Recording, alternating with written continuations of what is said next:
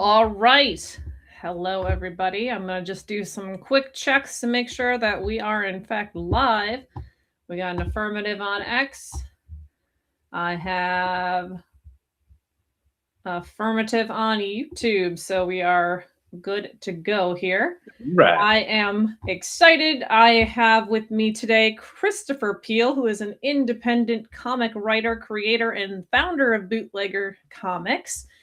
His debut title, The Nostradamus Effect, launches on Kickstarter today, and he is joining me as my first indie comic book creator. So I am excited. I'm going to kick it over to him to make a pitch for his new comic. All right. Well, first, I just want to say thanks for having me on. I've been super excited about this. I really appreciate it. So, let me tell you a little bit about the Nostradamus effect. I'm just going to give kind of an overview. Yep, looks like we might have lost him. Am I there? You're back. You're back. Okay. Sorry about that. Yeah, Am I still? Oh, I think we're freezing. So oh. It's a modern day horror thriller, and it's about an obsessed scholar. Um, exhumes the skull of Nostradamus and partakes in a ritual and is gifted the abilities of the prolific prognosticator, but is cursed to be a tool of death's rage. And there's history behind it. It's I became obsessed with Nostradamus early on, so it's tied into some real stuff. But anyways, I'm getting sidetracked. I'm like that. I'm like that dog, like squirrel. I yeah. get I get distracted by shiny objects, and so this scholar becomes obsessed with Nostradamus, performs this ritual, gets his powers. And we lost him again.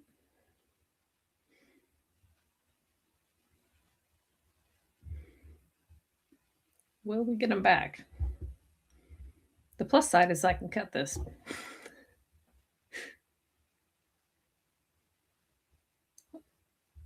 Hey, Chris.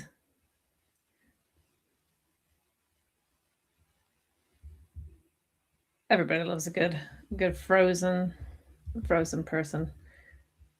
I have a good story where, when I first moved into our house, our internet was terrible. So, all right. I'm so sorry. I'm in Dallas, for crying out loud. I shouldn't have this problem. You'd think so, right? Right. Well, I hope this is better. So where was I? Yes. So governments are scrambling to figure out what's going on. Citizens are panicking, and a CDC disease detective and an international operative are they team up to figure out what's really going on, who's behind it, and how to stop it. So, I mean, you've got scientists, spies, zealots, a religious secret society that has origins in the Arthurian legends, are all trying to, they're all going to collide as, oh, geez, they all collide as in this mythic horror adventure. God dang it. I got sidetracked. I'm sorry. That's fine. No, excellent. Excellent.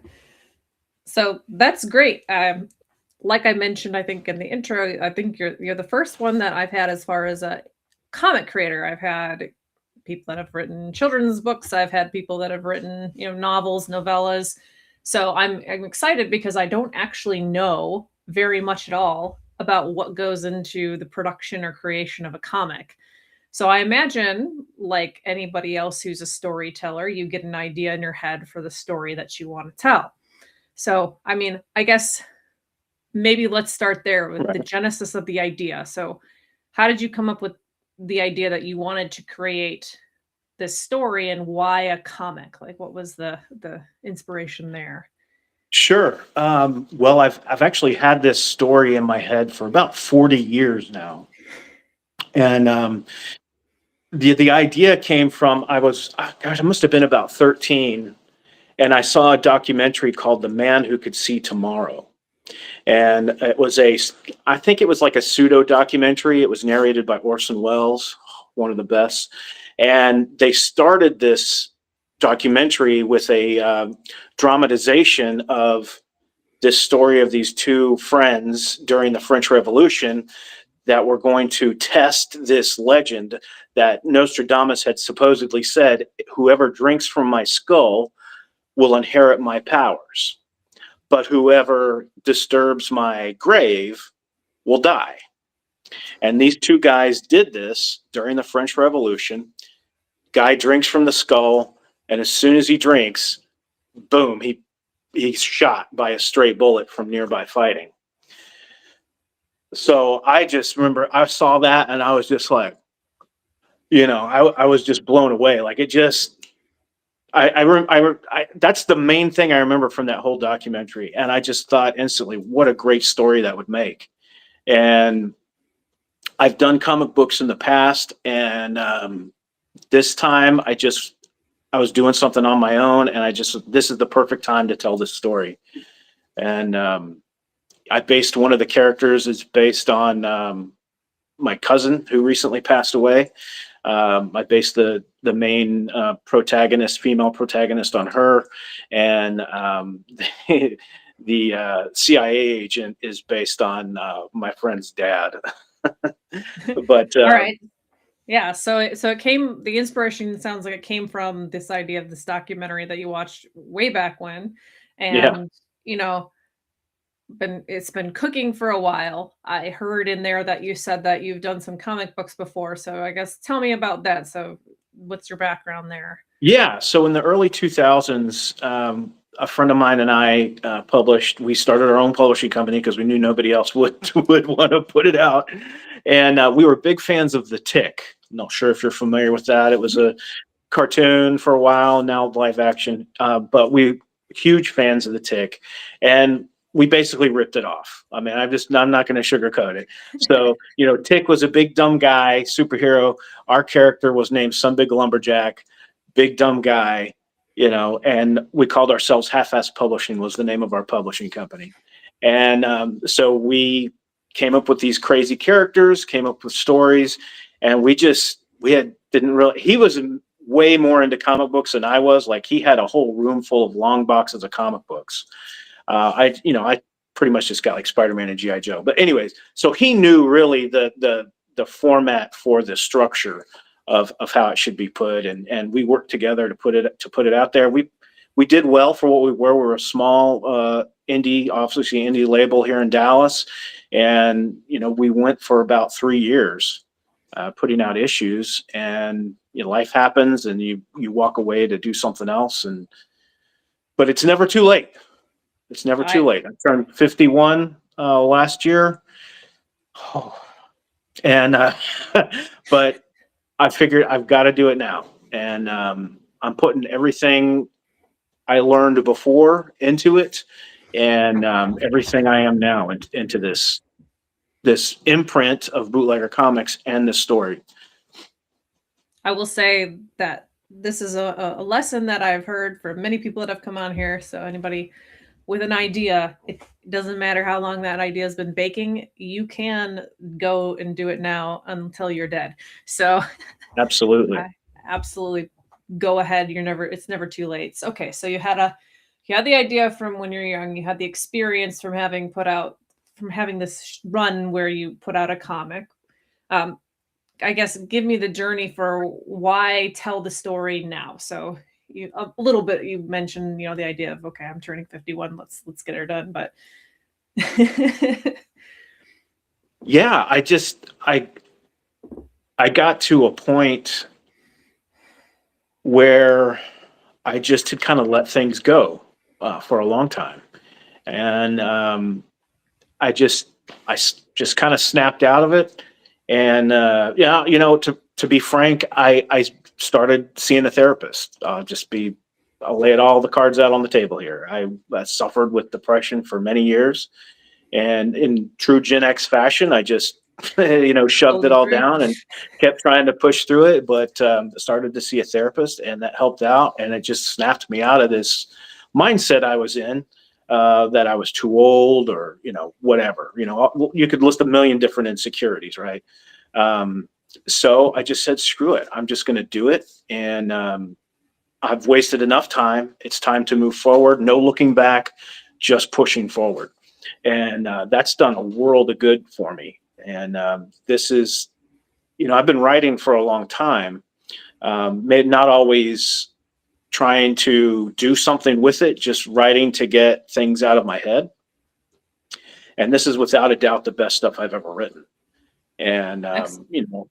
I've had friends who I know would have absolutely no problem telling me if it was any good or not. uh, Tell me that it's some of the greatest stuff they've read in that type of genre, and it just kind of bolstered my confidence. And with the success that I had with the first our first try with comics, I knew what to do and what not to do, and so far it's been, we haven't even have our first book out, and it's been an amazing experience. That's awesome. Okay, so let's about you mentioned that, you're not the one that has like the giant boxes and upon boxes of comics. So what why this medium to tell this story? Well, I well, initially in the early 2000s, it was because it was frankly, it was the cheapest and easiest way to get something out there to people. That was my kind of idea behind it.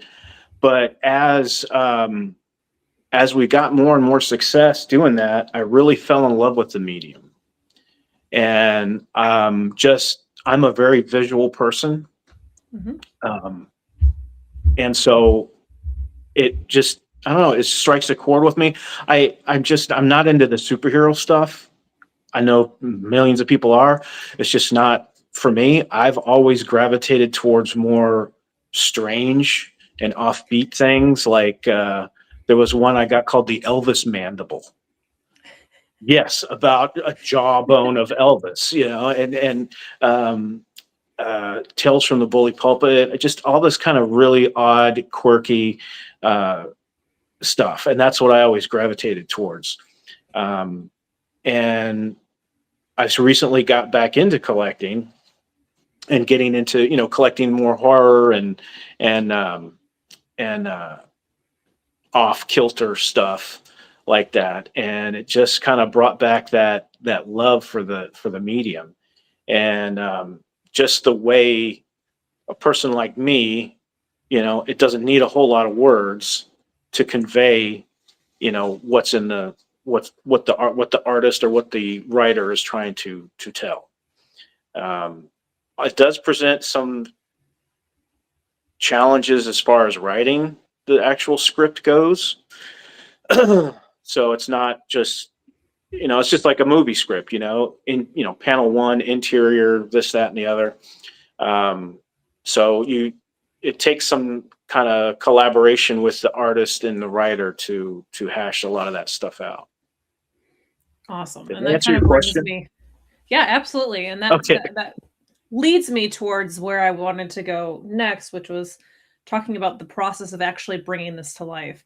So Mhm. obviously, you can write out dialogue and scene ideas and such. So I'm curious to know what that looks like. I know from lots of people and myself like how what it takes to get a novel put together, but I imagine this is a much more collaborative experience, having to work with other people to bring this to life visually. So I'm curious to know what that process looks like.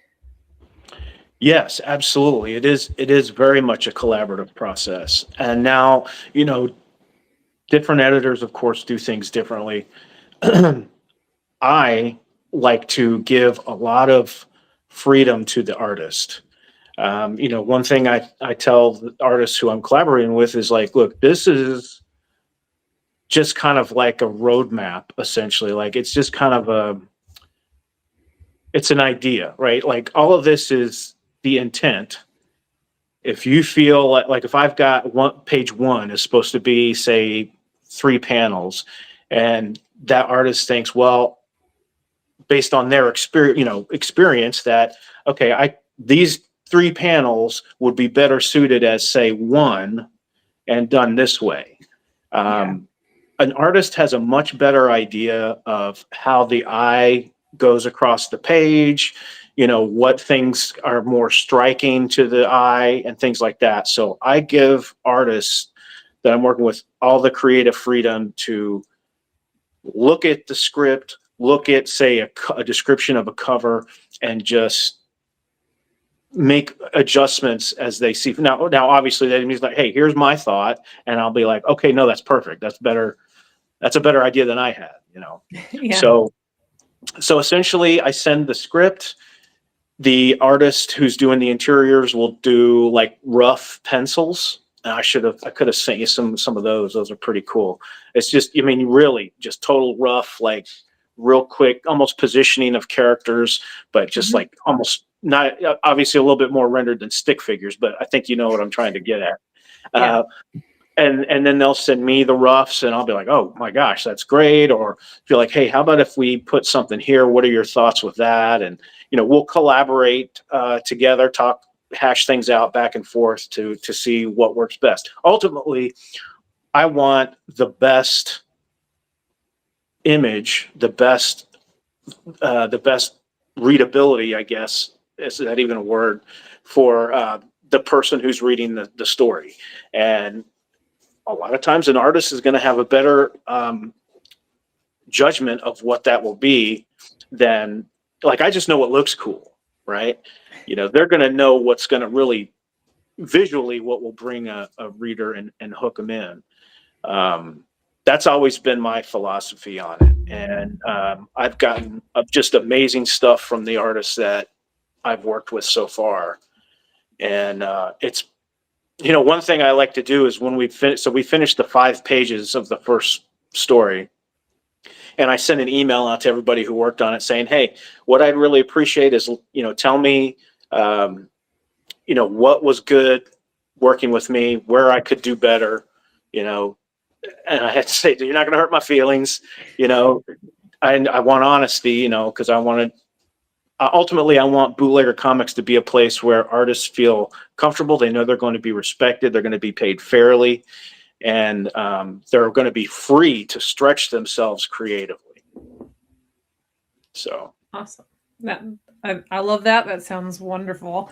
So how do you find the artists to partner with? I tried a few different routes. So I tried Reddit. I tried on X. Ultimately, I had the most success with Instagram. And I just looked up freelance comic book artists, and all of these, posts came up, and I just went through posts. And, when an art piece popped up that just really kind of jumped at me and really resonated with me, I sent a message out to them, telling them a bit about the story and seeing if they'd be interested. And Awesome. it worked. The talent, the level of talent, that's what's really blown me away with this is, I contacted, for a lack of a better term, I'll use like pros. I've contacted pros. I've contacted people nobody's ever heard of, and everybody has responded incredibly enthusiastically when they've read the material. And again, that just went more to bolstering my self-confidence, and because that was a big hurdle for me to get over. But so going through, I didn't really have much success through Reddit, or X was just too hard to find people.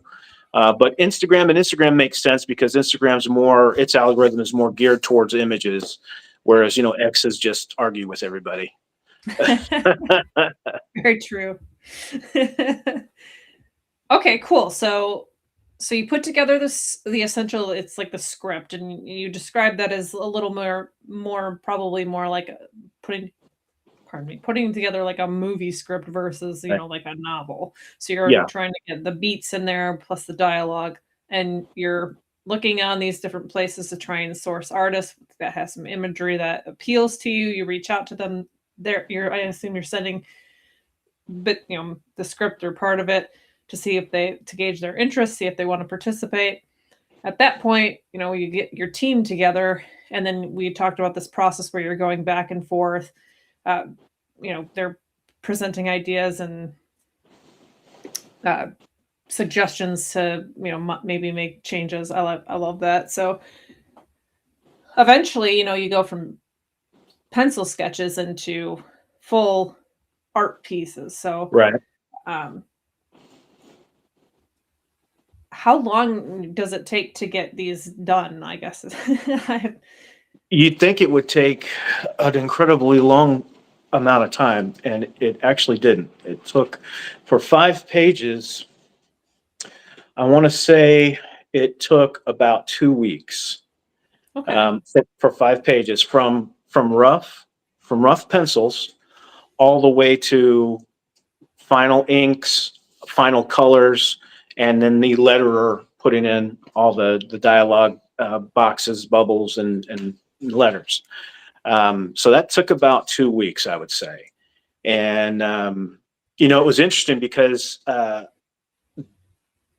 I didn't do any of the lettering. Our first book was all black and white, so I didn't have any experience coloring, and I didn't want to experiment with it on this thing. So, I hired a penciler, someone with pencils and inks, Carlos Granda, amazing artist. Champe Rodriguez did Ramirez, I'm sorry, Champe Ramirez did the colors. I mean, the cover is mesmerizing. Beautiful. Now he Yeah. did the Yeah. cover with the blending and everything. And then Eric Weathers did the letters. And I had never worked that way before, because in the past it would also, I was learning from them. I was telling them, okay, now what do I do? I got the pencils. Now what am I supposed to do now? So it would all be just file sharing on like Dropbox. So I would approve the final inks, and then I'd send information out to Champe, say, hey, the inks are ready. Go ahead, do your colors. And then same thing. When he was finished, then off to Eric it would go. And then he would, and ultimately the final files would be sent from him. So it was a Okay. pretty cool process. Yeah, that's it's definitely a very, I would say like a very team oriented, different kind of thing than, going in and taking on something that you're working on alone. But that's really cool to see how that you'd have to collaborate or run that kind of like almost like it's a project that you're, yeah, I mean it is a project you're trying to run and have these different people contributing. Right. And I know exactly what you're talking about. Yeah. I mean, it's, no one's above anybody. I'm not, I've learned a lot I worked in retail for 35 years. Oh, and most of that time was in management, and I was managing big teams and stuff. But this was nothing like that. This was really just a bunch of creative people coming together, each person bringing that special something that they have to offer. And all of us communicated together to bring the best thing that we could do, as a group. And, that's how I look at it. And, everybody has seemed to react very well to it that I've worked with. And, I mean, and when it comes to artists and colorists and even letterers, I think when you give them that creative freedom, you don't just, and I get like Yeah. you can't have complete creative freedom when you're doing a Spider-Man or a Superman or, what they refer to as like legacy characters, right? I Yeah. mean, there's too much steeped in there. But when you're doing something like this, you're only going to get the best of what they can do by letting them just really reach out and stretch those muscles. Yeah, I think that makes sense, especially, creative people like to be creative. Right And on. yeah, they thrive in that space of being able to, I don't know, have some autonomy. And like I imagine the more you box people in, it's like it becomes formulaic or work, right? Like it's very Right. work oriented.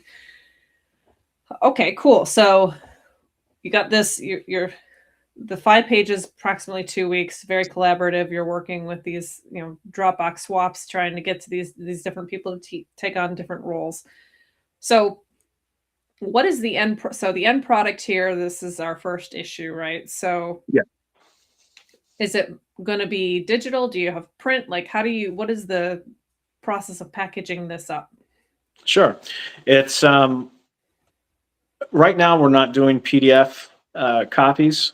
I may change my mind on that. I may add a PDF tier, but right now we're just doing physical copies, and so it's the story itself is 26 pages, Okay. and once we get the funding and as soon as we get funding, it goes right into production.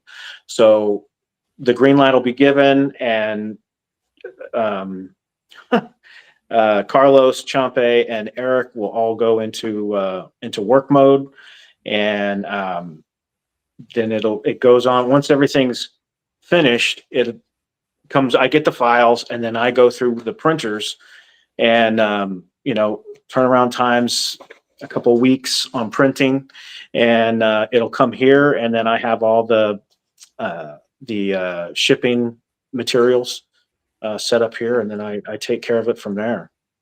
So But who's doing your printing? I imagine this isn't like an Amazon prints for you kind of thing. no, no, it's oh, I can't remember the name of them right now. I'm drawing a blank. It's I'll use my old man card. I'll show That's my fine. AARP card, but it's a place that I can't remember. I'm drawing a blank, but they're known for doing comic books, and the quality's there, and yeah. So it's I'm kind of. What was the question? I'm Yeah, sorry. so no, you're fine. So I'm gonna just restate the idea here is, so it sounds like, obviously this isn't like a big print on demand type of thing. So you're working with an actual printer that specializes in comic books. Did you find them just from your previous experience online searching? Is it local to you? I guess, how did you come upon where to get these printed? Honestly, I just did a Google search, and I searched for comic book printers. I did look at the printing company that we used back in the early 2000s, and I just went and got quotes from all these Mhm. different printers, and I was looking for specific abilities as far as options for the cardstock for the cover, options for paper stock, because so we've got a few different tiers. The first tier in the crowdfund campaign, the cover will be on 80-pound cardstock for the cover and 70-pound for the interior. Then the variant cover, which is a step up in a tier, it's going to be a heavier stock for the cover, heavier stock on the inside of the paper. So I was looking for Yeah, options. those options, right? And then also, as stretch goals, we'll do like foil cover. So I was looking for places that offered that, and I went with the place that everything aligned up, and their price was the best for what they offered, and I just can't remember their name. That's okay. We'll get there. Maybe we'll send it to me later and I'll add it to the description. Okay, Okay, cool. So, and that leads us, I think, nicely into the idea of funding this. So you're using a Kickstarter campaign. So this is the Kickstarter campaign's launch here. I've seen people use Kickstarters for different things like deluxe hardcovers, audiobooks, all sorts of stuff. So I'm curious to know, how you came to that crowdfunding type of idea, and then how, if you've used it before, or what you're expecting from that. sure. So I first heard about crowdfunding I want to say it was around 2020. And I started watching a YouTube channel, comic, all pro comic artist, all pro secrets. Ethan Van Sciver is the author's name, and you know, he was who really introduced me to the concept of crowdfunding. And he crowdfunded his first book. Now, he was an established artist. He had worked for DC and Marvel and all these other guys, so he was well established in the business. And he crowdfunded his first book for, I think, almost $1 million. But the idea of the crowdfund just really got me excited, because it's almost like, the way I see it is, it's almost like an online comic book convention. And I see like your campaign is kind of like your table set up in Artist Alley, right? That's how I see it. And I loved when we did the books in 2000, the Some Big Lumberjack books. I loved doing the comic book shows. We did Comic Cons, and first off, Dallas alone has comic book conventions every few months. There's a huge comic scene. There's a huge indie comic scene down here. And every time a show would come up, we would do it, and we did well. And I love doing them. I love talking to people. First off, I'm my own favorite subject. That's the worst part, right? But I love talking about the books and what we're doing. And so that's what got me excited about crowdfunding. Also, the reality is, making a comic book is very expensive when you're someone like me who's a writer who can't draw worth a damn. I tried drawing very early on when we were first doing Some Big Lumberjacks. We were having a hard time finding an artist. Anytime I tried to draw somebody, they looked like either an alien or that they had polio. Like one arm would be normal, another would be like a noodle or something, and it wasn't good. So when you're a writer, you got to pay the artist, you got to pay colorists, you got to pay all these guys. When you're an artist, you know, there's a lot of comic books that get crowdfunded that are done by artists, and they're the writer, they're the artist, so they don't have to pay hardly anyone. So, except for themselves, of course, at some point. But a lot of times, you know, it's these guys are just crowdfunding the actual cost of the actual printing of the book. So this crowdfunding was really the only kind of realistic avenue I could go down to get a book made. Yeah. So the crowdfunding goal we have is $8,200, and that is, there's no buffer in there. That's all the cost of the artwork, the coloring, the lettering, and the printing, and then the shipping materials and everything like that. Excellent. Yeah. All right. Well, I like that. Like, as far as, I like the idea that it turns the internet essentially into your table at the Comic-Con, and you're presenting this out to the world. It sounds like, you know, you got the idea, you watch these videos. You know, I'm not sure. I've never done crowdfunding. Again, I know people that have done it and seen great success with it. So I'm curious, as far as, how do you get the word out, aside from, you know, being here right now, like to people just come upon it? Are you know, do you have to like advertise it? Like, how does the word spread? So the best way that is typically accepted, or as being the best way, is that you create a YouTube account or an X account or whatever, and you post content constantly for like a year, build up a following, and then boom, you launch your campaign, right? I didn't want to do that. I didn't want to wait a year. I had already waited enough time. So I did kind of that same thing, just in a much shorter time frame. So I started, I keep saying I started in, I guess September, October. And so started a YouTube channel. I had an X channel. I just renamed it. And same thing with Instagram. And I post at least once a day. And, it was, at first it was easy because I was getting, rough pencils back and I'd be like, hey, here's content. Hey, check this out, and I'd make a Yeah. little video with some music and, try to talk all scary, and but then, I eventually got to where I had shown all of the art.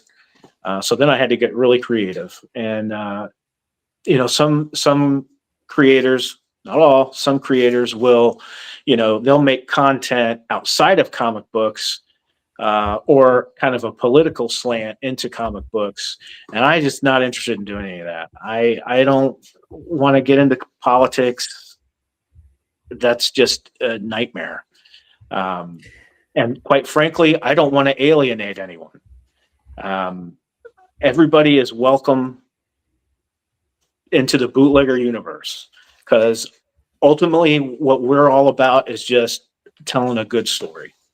Yeah, that makes sense to me. Yeah, there's definitely, I think some people can make success out of that, pick an audience and essentially dive into that. But I'm kind of like you, where it's like I don't necessarily want to close myself off from a potential readership, potential audience. You want to be seen. There's I don't see a particular benefit of diving too deep into the political underbelly of the internet, anyways.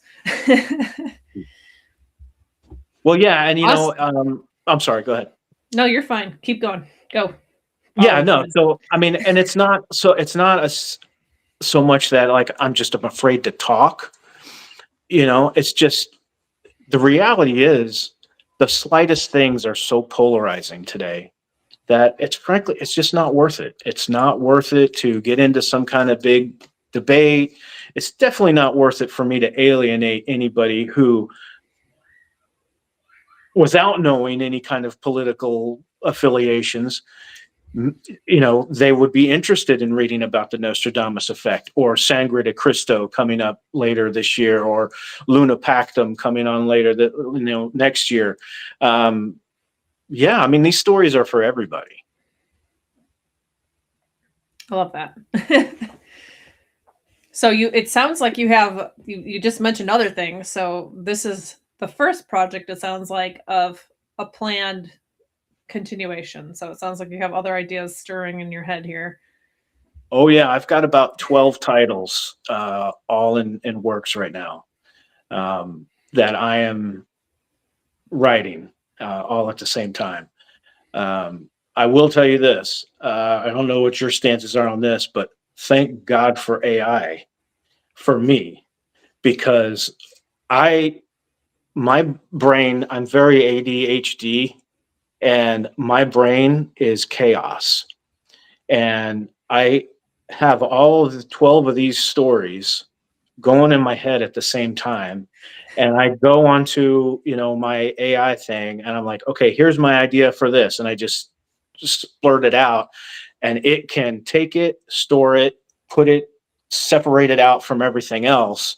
So I don't have all this jumbled mess, which is what all my handwritten notes are. Yeah. So it's been Organizational great. structure. Yeah. Yeah. It's been great for keeping the chaos machine in here going in a straight line, if that makes any sense. And that is the only thing, that I use AI for. If I have a dry spell, and I'm just kind of hit a wall when it comes to writing, I might ask it to render an image of what I've just written, and it'll pop up an image. And like I said, I'm very visual, and that's like squirting starter fluid into an engine that won't start, and it just boom, it just gets going.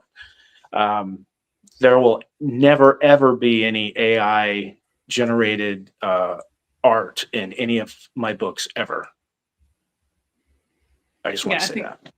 that's fine. No, I know that's it's one of those hot button issues. I think a lot of people are using it to some degree. I like the idea. The file system makes sense to me. I have a day job where one of the things that I like to do is I'll narrate. I like to talk. Like I'm a audio thinker, right? Like, so you're visual. I like audio stuff. So I'll talk into a meeting, get a transcript, and I'll be like, put this into some sort of organization for me. Like, what are Right. the bullets? Please help me just organize my random thoughts. So Yes. yeah. Yeah, I, that I use it the same way. I mean, it's definitely got a place.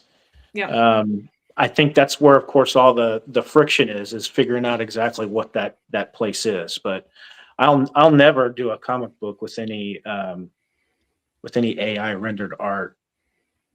You know, not to I think sound trite like everybody else, but it just misses something. Is that, there you know what I mean? there is something to be said for the level of precision, or I've been working with different artists for different, like I don't know, the little like chapter title icons, and I'll have like an idea for like a chapter, like I want a tent and it's kind of like in this mountain thing, and I'll send it to an artist, and they just like the thing they come back with is like that's so much cooler than what I could have even like. It's just like Right? I like you just have a brain that just made that really cool. So I 100%. appreciate what that type of mind can bring to the table for sure. Um, Right. Yeah.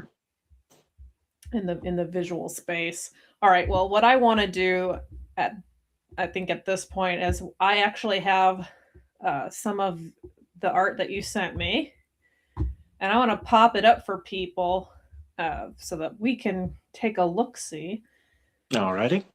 let's see if I can figure this out because I'm The magic is inside you all along. I can do this. I believe in Oh, myself. there we go. There we go.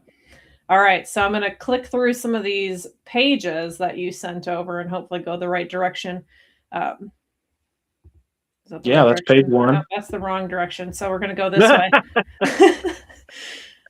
All right, so here's Yes. another one. Yeah, so this first 5 pages is basically kind of a prologue, if you will. I know. Controversy right there. Right. Dangerous words. Oh, I thought that was so funny when I said that earlier. But yeah, so this is basically telling the story of uh, the legend of those two guys during the French Revolution. You know, so here we see the battle raging. They find his crypt. And I love what the artist did with his skull, with all the runes and Yeah. designs and everything drawn on there. And pours the wine in, drinks from it, and then there's Right in the head. yeah. And then it transitions into, of course, oh, somebody's watching this on the TV, and it's the documentary, and then there's the obsessed kid that could be. It's not a self-insert. I was never that cute when I was a kid. But then they see that, and then they draw the skull, and that's where it takes off from there. Then after that, it jumps into current day. I love And it. that was. I'm sorry. Go ahead. I keep doing No, that. I'm just gonna. You're fine. There's always a delay, so nobody ever. But I love this art. Like it's beautiful. Like just very like the color. The colors And the pop, detail. Yeah. and especially the red there around the where he's seeing the visions of the different periods of the future. He's got the guillotine he sees there, and I think there's some women burning at the stake. Then that's Notre Dame burning. Yeah, that's Carlos Granda did the art, and then Champe Ramirez with the colors. Just absolutely beautiful work. Absolutely. So yeah, 100%, folks. Like when you have a good quality product, for sure. Like support that. I love this. I was worried that people are going to think it's, since I had those first 5 pages, everybody's going to think it's a period piece. So I started putting in my captions like it's a modern day, horror thriller, modern day, modern day. Yeah. Afterwards, I started thinking, I was like, man, I should have done like the middle of the story or something. Hindsight, right? Yeah. I mean, start at the start, and it does transition. So as long as you can get people through the first couple pages, and I mean, I would keep clicking through that because it's just visually interesting. Oh yeah, definitely captures your the viewer's attention. So you said you started when you were trying to build up your audience. You could share the pencil sketches, and then eventually you get to the point where now you have these first 5 pages to share. What has the reception been from people, just broadly general public? It's been great. Yeah, I've still got a small account, on all the socials, X, Instagram. I have the most right now. I'm just under 600 followers. Um, but anytime I post something, it's the shares, the likes.